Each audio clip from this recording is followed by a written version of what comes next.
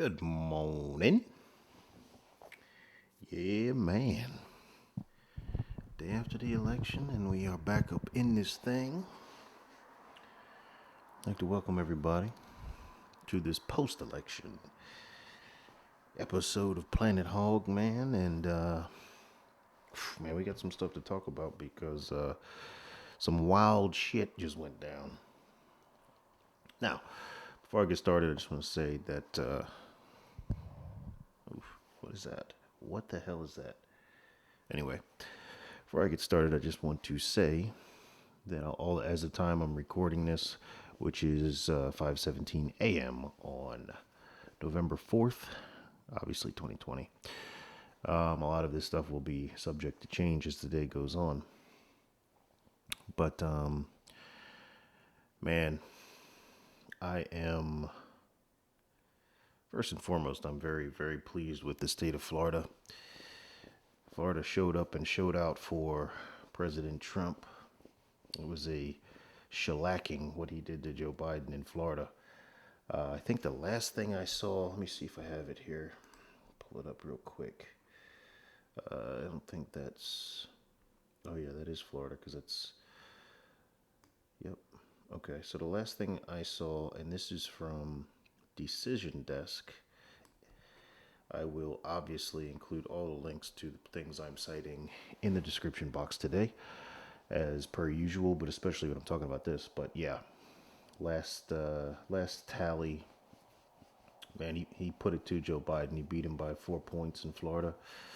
That's what the hell I'm talking about. But anyway, I was driving home and kind of tuned into CNN's rendition of what's going on because it was actually really hilarious for those. So I had CNN up on my computer, and then I was watching some online coverage from some independent journalists on my phone, and it was really interesting to see the lag and how reluctant CNN was to call states for Donald Trump, states that he had clearly won. For example, Florida was pretty much already a foregone conclusion, and it took them hours to put Florida up for President Trump. And it's just funny, man. I just don't understand what that end game is. Maybe they're trying to milk the ratings. They don't want to deflate their base too quickly, so they go to something else. But yeah. Anyway, then they started with the whole, after both candidates gave speeches, which sounded very similar in their content, right? They both kind of gave the presidential, hey, we're doing good. And, so-and-so state did a good job, and so-and-so state, we really took it to them. And, just a generic presidential candidate speech. But it didn't take long for them to spin a new narrative that Donald Trump is falsely claiming he won, which he didn't. For anyone who listened to that speech, there was never any point that he said he won the election. He said, hey, this is how much we're up in this state right now. This is how much we're up in this state right now. So it's looking good. But, the media's going to do what the media does. And even Fox took some heat yesterday because, they pretty much gave Biden Arizona pretty quickly, pretty preemptively. And as of now, Arizona's still not even, pretty sure. Let me take a look here. They're not even finished counting votes in Arizona. But, it's the typical games. And this is why the legacy media, I think I saw where Tucker Carlson himself kind of called out all of the media, Fox included, and said, look, I don't know how we got to the point where we're disconnected from the people and reality like this, but we need to figure it out because we're going to lose all legitimacy soon. And he's 100% correct. Personally, I only tune into legacy media I have a lot of family and friends who are in New Jersey, which went super, super blue. Which, you know what? I'm looking at New Jersey. New York did the same thing. New York is pretty much held hostage by New York City. And I was actually surprised with Minnesota until I heard that Ilhan Omar got, she won her thing. So I was like, okay, well, makes sense. But these cities that have been ravaged that just apparently have not learned the lesson. So, okay, you know what? You get what you get. When you get those riots, when you get people destroying shit, when you get tyrannical governors and mayors that want to lock you down and keep you locked down, and you watch your businesses go down the drain, and you wonder why everybody's broke and doesn't have shit. Well, this is, you got what you got. Your hatred for Donald Trump apparently was greater than your power of reasoning. So, hey, do you, and do everything you want to do, defund the police, do all that dumb shit. Hopefully, Trump cuts off our tax dollars from going there, and you guys can just live in your utopia / wasteland. But anyway, the only reason I kind of watch the legacy media is because I have a lot of family up north and friends as well. And I just, in order to be able to kind of talk to them, I have to know what they're being told. So, it's interesting. But anyway, yeah, the legacy media is absolute trash, in my opinion. Absolute trash. Especially CNN. I don't really even consider CNN is basically like the national. What is that black? It was just like this black and white tabloid magazine. I think it was called the National Enquirer. I think it was called. I don't remember. But it was like in a grocery store in the checkout aisle, and it's right there, and it's always talking about UFOs and the devil and all this other shit. So that's basically what CNN is to me at this point. It is not credible in the least bit. However, it still has currency amongst a lot of northern people, right? So it is what it is. But yeah, they're already trying to say that Trump's trying to steal the election, and it's just predictable. It's very predictable, and it's sad. It really is. Personally, like I said, it's really sad the lengths that these people have gone through because of their hatred for Donald Trump. Like, this is the first election night in my recollection where we didn't have a decision by the end of the night, where you basically go to bed not knowing who the president is. Now, you can make some inferences, right? You can deduce some things, right? Because in my opinion, where you had states like Pennsylvania, like Wisconsin, that just arbitrarily stop counting, right? Oh, we're done. Okay, well, that's interesting because now these are states that are not specifically Pennsylvania. These are states that are typically dominated by their major metropolitan area, like Philadelphia. And I think it was the Attorney General of Pennsylvania came out and said, was very anti-Trump at the beginning of the election, said when it's all said and done, he'll lose, which is somewhat ominous for someone in that position to say on election day, especially in a state that has had more than a couple of cases of voter fraud.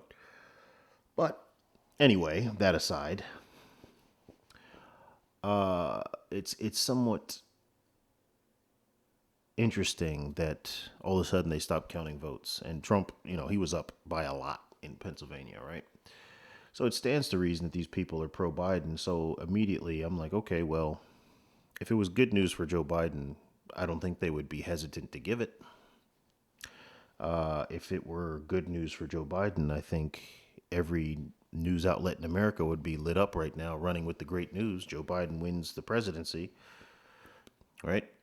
Well, this is just my opinion. I'm not going to speculate too much further than that, but seems to me that if you want to, there's a reason why these people kind of stopped, and there's a reason why they're slowing the process down in other states, right? Well, okay. We know it. We know what the final score is. But anyway, it's very interesting watching this. That as I pulled up the internet, I was on the Microsoft. I'm using Microsoft Edge, and their homepage has an electoral map up right now, and it's very, very. You hear President Trump and his supporters talk about how this election was really not against. It's not Trump against Biden. It's Trump against the media and big tech, right? And I 100% agree with that. 100% agree with that. And Trump is basically a proxy for conservatives, people who are not in line with leftist dogma. Well, here on the Microsoft Edge homepage, you have an example of that. and I try to take some screenshots. I got to get my tech game up here, man. I'm not the most tech savvy person in the world. So I'm going to try to take some screenshots so I can throw them in the video. But on this electoral map here, you have the states. It currently scores at 238 for Biden and 213 for Trump, which is interesting because a couple of the other sites that I've looked at, and they're sourcing the Associated Press, right? Okay. Well, a couple of the other sites I've looked at, like Decision Desk, have Biden's score much lower. And I'm wondering why. And then I noticed that they gave Biden Arizona. And according to this website right now, as I'm looking at it, and this is the homepage on Microsoft Edge, who is sourcing the Associated Press, they have it 51% Biden to 47.6% Trump, but there's only 86.9% reporting. So we're not even at 90%, but they gave the state to Joe Biden, which is very interesting because when I scroll over here to North Carolina has 100% reporting. So all the votes are in. It is 50.1% to Donald Trump and 48.7% to Joe Biden. It's still not declared for Donald Trump. Maybe it's a coincidence, right? Because that's what they like to do. They'd like to try to explain things away. Okay, so let me scroll down here to Georgia. Georgia with 99.44% reporting, again, more than Arizona, has it 50.5% Donald Trump and 48.3% Joe Biden. But it's still not declared for Donald Trump. Okay, interesting. So then I started to scroll on some other of these states that haven't been called yet, or have been called, excuse me, because Arizona was at 86.9% reporting. They called it for Joe Biden. Then I scrolled up just out of curiosity to Washington. Washington, again, on the Microsoft Edge homepage that's citing the Associated Press. They've called Washington for Joe Biden, right? With 75.2% reporting. Now, granted, I don't expect President Trump to win Washington, but I'm trying to establish here how there is a sliding scale of, there's really no standard, right? There's no standard. With Joe Biden, they'll call it whenever they want to. Again, 75.2% reporting, 75.2. And they've already called it for Joe Biden. Now, granted, he's up by a lot in Washington. But still, why, with 100% reporting, haven't we called North Carolina for Donald Trump? Trump's up 2 points in North Carolina, 100% reporting. That should be called. Trump is up essentially, hold on, where is it? 2 points in Georgia, 100% reporting almost, 99.44. Not called. Trump is up 11 points in Pennsylvania with 75.27% reporting. Again, 75% reporting in Pennsylvania, 75% reporting in Washington. Washington's called for Biden. Pennsylvania's not called for Trump. Michigan, 78%. Trump's up 5 points, not called. So it's just very interesting, this game that the media is trying to play. And I don't know if they're trying to, I don't know what this is. I don't know if this is them trying to let their constituency down softly because, you had the likes of Cenk Uygur and a bunch of other these so-called experts saying that, Joe Biden was going to landslide. Now, granted, this election was a lot closer than I would have liked it to have been. It's not over. I'm speaking of it in the past tense because essentially at this point, all of the ballots have been cast.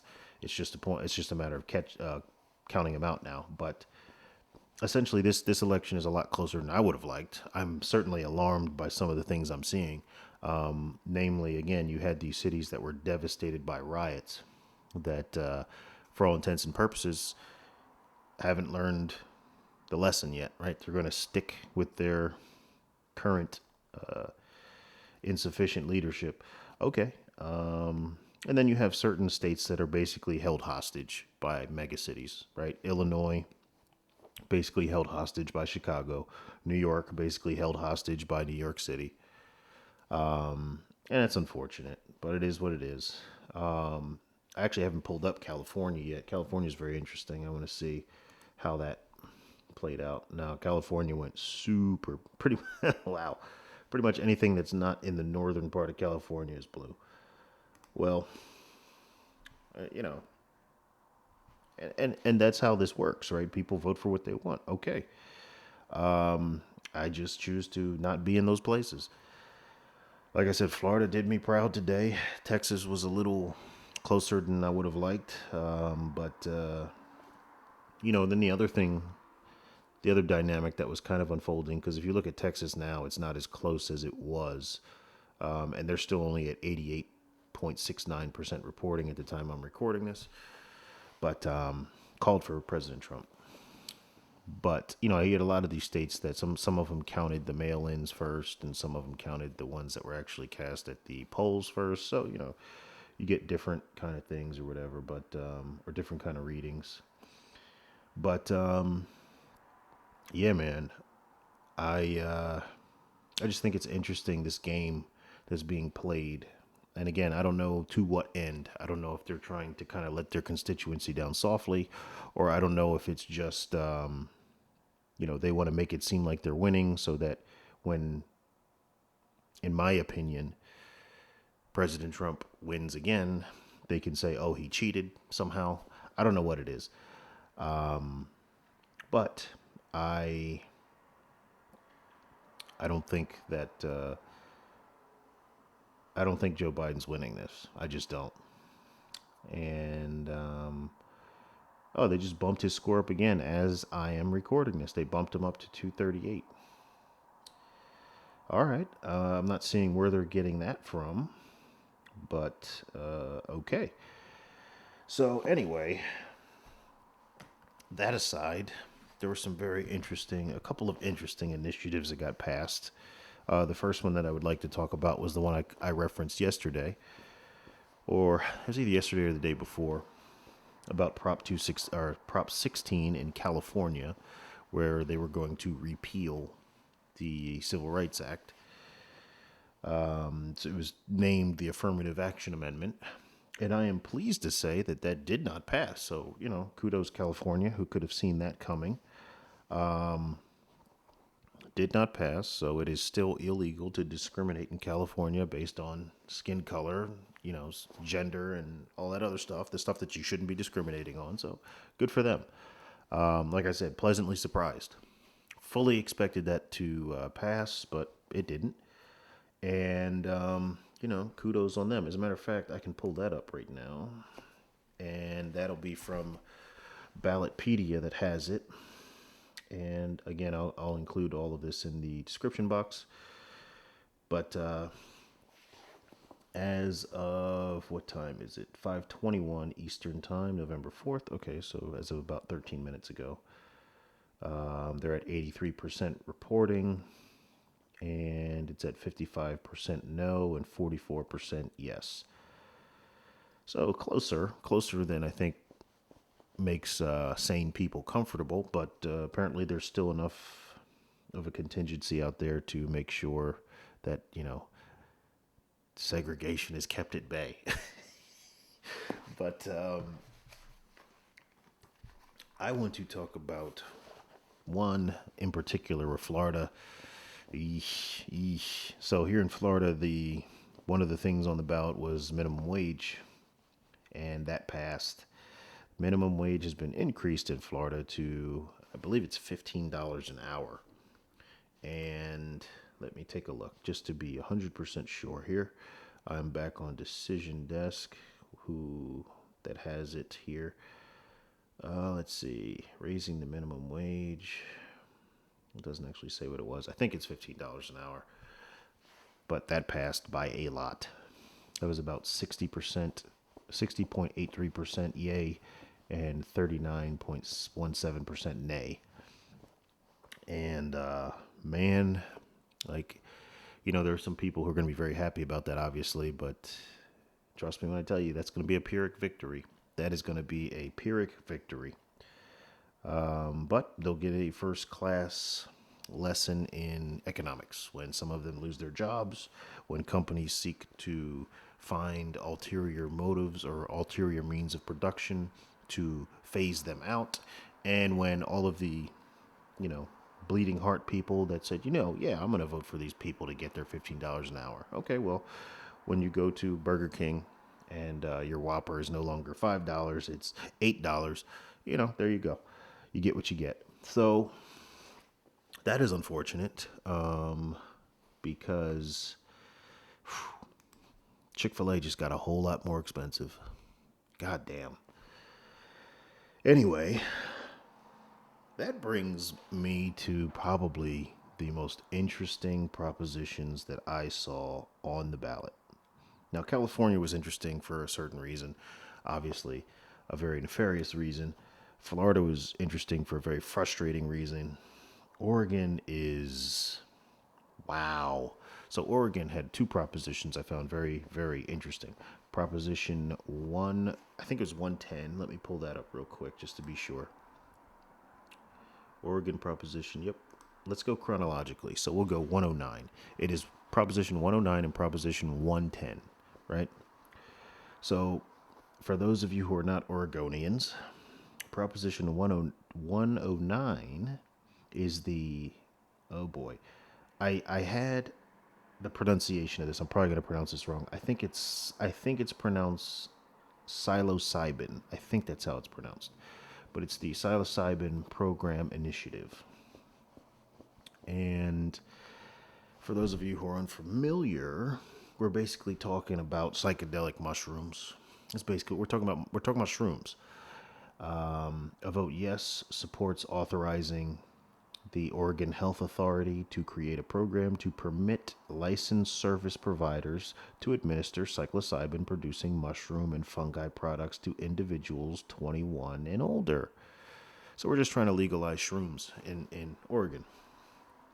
Dressed up in pseudo medical speak. Well, that passed 55.91% to 44.09%, according to Ballotpedia, with 80% precincts reporting. So shrooms legal in Oregon, and it's like, damn, okay, well, that's interesting, right? All right, I'm not going to bust balls about that. That's seemingly innocuous, right? It's not we'll get into it, but it doesn't seem like a big deal. So then you move to Oregon Measure 110, the Decriminalization and Addiction Treatment Initiative. You say, okay, decriminalization and addiction treatment. A vote yes supports making personal, non-commercial possession of a controlled substance no more than a Class E violation. And this one is going to get a lot of news today. That's going to get a lot of attention today. So basically, in Oregon, cocaine and heroin are now, it's been misquoted. You hear some people saying that they're legal. They're not legal, right? They're not legal. It says right here, they're a Class E violation, but that's punishable by a maximum fine of $100. So as long as you have cocaine and heroin that you are not selling, right? If you just have I'm assuming it's personal consumption here. As a matter of fact, let's just slide down here and read what it says, because they do a good job of detailing this. It says the measure reclassified personal, non-commercial drug possession offenses. Yep, that's what it is.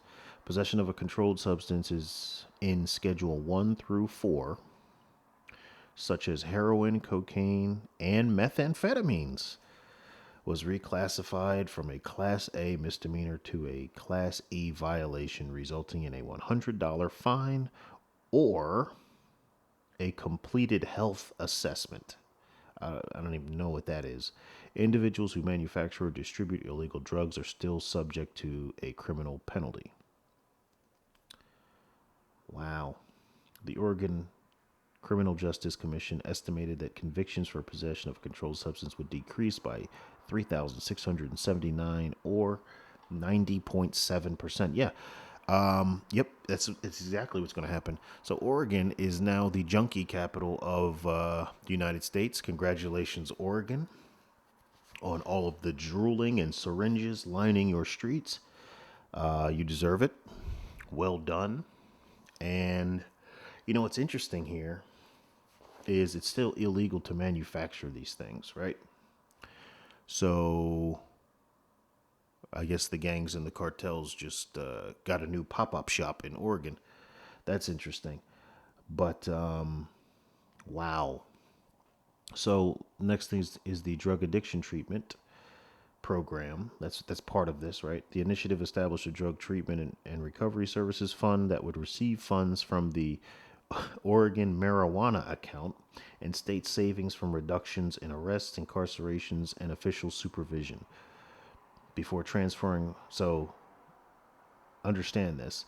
That would receive funds from the Oregon marijuana account, which is interesting and ironic in and of itself. You're using weed money to get people off of heroin.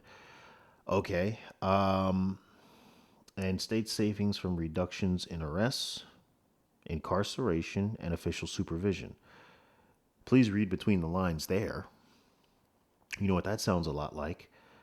If there's a reduction in arrests, if there's a reduction in incarceration, if there's a reduction in official supervision, then it sounds like we don't need as many cops anymore. We don't need as many corrections officers anymore, and we don't need as many parole officers anymore. So, okay, that sounds like defunding the police. But let's just see how it plays out. Incarceration and official supervision. Before transferring funds from the Oregon marijuana account to other recipients, the initiative required that all revenue in excess of $11.25 million be transferred, where's that word again? Transferred to the Drug Treatment and Recovery Services Fund every quarter. Okay. The Oversight and Accountability Council, established by the director of the Oregon Health Authority, would give grants from the fund to government or community run organizations to create addiction recovery centers. The centers must provide immediate medical or other treatment 24 hours a day, health assessments, intervention plans, case management services, peer support, and outreach. This is insanity. But you know what? I'm so happy I don't live in Oregon. I would be furious if I was, oh, let's say, not a junkie and I lived in Oregon.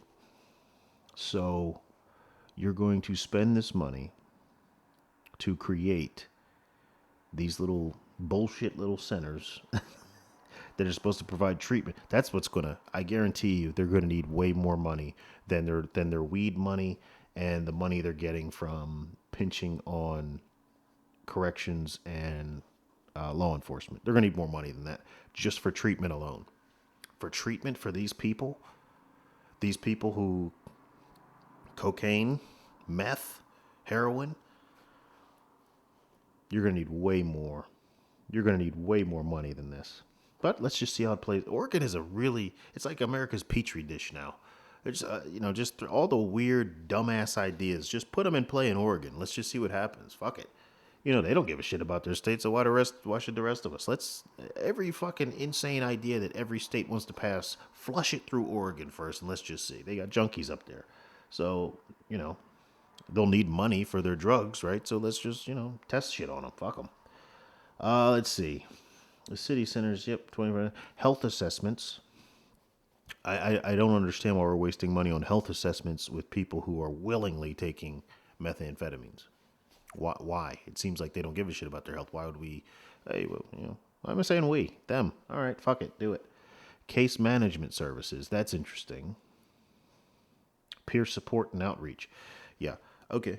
Well, anyway, Oregon, huh? So, fuck. The wheels have certainly come off, right? And they said marijuana's not the gateway drug. They just got that legal, and now they've already moved up to cocaine, heroin, and fucking meth. Can't forget about the shrooms. They got the shrooms going too, man. Oregon is a good time. Wow. I can only and they're about to.